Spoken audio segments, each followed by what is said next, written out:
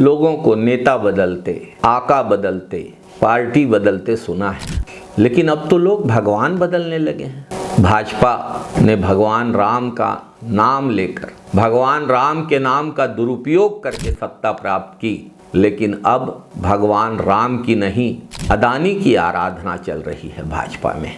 अदानी भक्ति में इतनी डूब गई है भाजपा कि जिस पर्वत पर वनवास के समय प्रभु श्री राम, माता सीता और भगवान लक्ष्मण का आगमन हुआ था, उस पर्वत के नजदीक तक का इलाका अदानी को सौंप दिया गया है। ब्लास्टिंग चल रही है वहां, और उस पर्वत में दरारें पड़ रही हैं जहां प्रभु श्री राम के चरण चिन्ह अंकित है।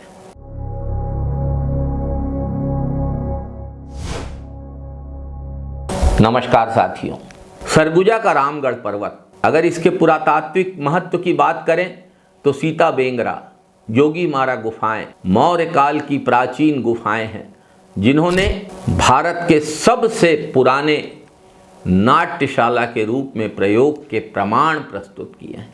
यह नाट्यशास्त्र का सजीव उदाहरण है। भरत मुनि के नाट्यशास्त्र में वर्णित प्राचीन रंगमंच की अवधारणा यहीं से प्रेरित हुई है, ऐसा माना जाता है। रामगढ़ का पर्वत स्थानीय आदिवासियों, खासकर पंडो जनजाति की संस्कृति का केंद्र है, आराधना का केंद्र है, पूजा का केंद्र है। यहाँ अनेक छोटे बड़े आदिवासी आस्था के केंद्र स्थित हैं, जहाँ आदिवासियों के देवताओं की स्थापना है, मान्यता है। यह भी कहते हैं कि महाकवि कालिदास ने यहीं मेघदूत की रचना की थी। लेकिन अब धर्म से जुड़े, इतिहास से जुड़े, आदिवासी परंपराओं से जुड़े इस रामगढ़ पर्वत में दरारें पड़ रही हैं। 2020-21 में छत्तीसगढ़ की कांग्रेस सरकार ने जन भावनाओं और सांस्कृतिक महत्व का ख्याल रखते हुए इस क्षेत्र में खनन की अनुमति देने से इनकार कर दिया था। लेकिन जैसे ही भाजपा सरकार सत्ता में आई, राम भक्त होने का दावा करने वाली भाजपा की सरकार ने प्रभु श्री राम के पवित्र चरण जहां पड़े, उस पवित्र स्थान के पास तक जमीनों को अदानी को सौंप दिया। कांग्रेस सरकार के समय सर्वे में पाया गया था कि रामगढ़ केते एक्सटेंशन खदान से 10 किलोमीटर के दायरे में आता है, जिससे यह रामगढ़ पर्वत और यहाँ जो पुरातत्व, अध्यात्म, धर्म के प्रमाण हैं, वे खतरे में पड़ सकते हैं। इस कारण एनओसी देने से इनकार कर दिया गया था, नहीं दिया गया था एनओसी। अब जैसे ही भाजपा की सरकार बनी, अदानी के हित सर्वोच्च प्राथमिकता रखते हैं।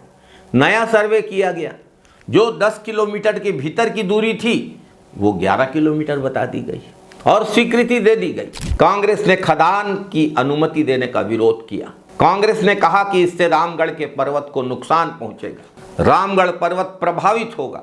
भाजपा वाले कहाँ पीछे रहते।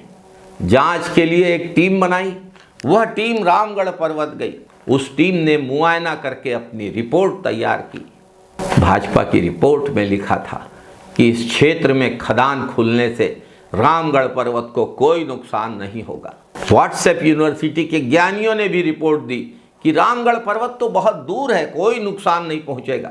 लेकिन जैसे ही अदानी की खदान खुली, ब्लास्टिंग की वजह से रामगढ़ पर्वत में दरारें आ रही हैं, चट्टानों में दरारें दिख रही हैं। यहाँ तक कि वन विभाग को वहाँ पर नोटिस तक लगाना पड़ा है। यहाँ कभी भी पर्वत ढह सकता है। दरअसल भाजपा और व्हाट्सएप यूनिवर्सिटी के ज्ञानी हमारे देश के लिए तो बहुत बड़ी आपदा हैं ही, भगवान राम से जुड़े प्रतीकों, प्रमाणों के लिए भी खतरा बन गए। कांग्रेस तो राम वन गमन पथ बना रही थी, भाजपा की सरकार आते ही उसे भुला दिया गया। भाजपा वालों के लिए भगवान राम का नाम केवल चुनाव के समय लेने का नाम है। भाजपा हिंदू धर्म, संस्कृति, परंपराओं के नाम पर वोट मांगती है, भावनाओं को भड़काती है। लेकिन नियत देखिए, लेते हैं राम का नाम, करेंगे अदानी का काम। राजस्थान की भाजपा सरकार, छत्तीसगढ़ की भाजपा सरकार, केंद्र की भाजपा सरकार के संरक्षण में अपने पूंजीपति साथियों के फायदे के लिए सरगुजा और प्रदेश के हित को बलि चढ़ा रहे हैं। सिर्फ जंगल नहीं विनाश हो रहा है, सिर्फ रामगढ़ पर्वत नहीं क्रैक हो रहा है, सरगुजा छत्तीसगढ़ और भारत की संस्कृति, सभ्यता, धर्म, अध्यात्म, पुरातन मूल्यों पर हमला हो रहा है। साथियों, एक बात समझनी पड़ेगी, प्रदेश के मुखिया श्री विष्णुदेव साय स्वयं आदिवासी हैं, इसी सरगुजा संभाग से आते हैं, लेकिन उनके ही शासनकाल में जंगल कट रहे हैं, आदिवासी उजड़ रहे हैं, उनका ही समुदाय बेघर हो रहा है, हाथी गांवों में घुस रहे हैं। निर्दोष आदिवासी गांव वाले या तो अपना गांव छोड़ें या हाथियों के हमले का शिकार बने। राम भक्ति तो है नहीं, राम भक्ति होती तो रामगढ़ पर्वत की चिंता होती, सीता बेंगरा की चिंता होती। आदिवासियों के हितों का ध्यान नहीं है, नहीं तो आदिवासियों की पूजा स्थलों वाले पर्वत के पास इस तरह से खनन की अनुमति नहीं दी गई होती। सिर्फ और सिर्फ अदानी भक्ति है अपने ही आदिवासी समाज, अपने ही सरगुजा क्षेत्र, अपने ही छत्तीसगढ़ के फायदे और नुकसान को भी छत्तीसगढ़ की भाजपा सरकार तवज्जो नहीं दे रही है। भाजपा सरकार को एक बात याद रखना होगा, छत्तीसगढ़ कोई वस्तु नहीं है जिसे बेचा जा सके।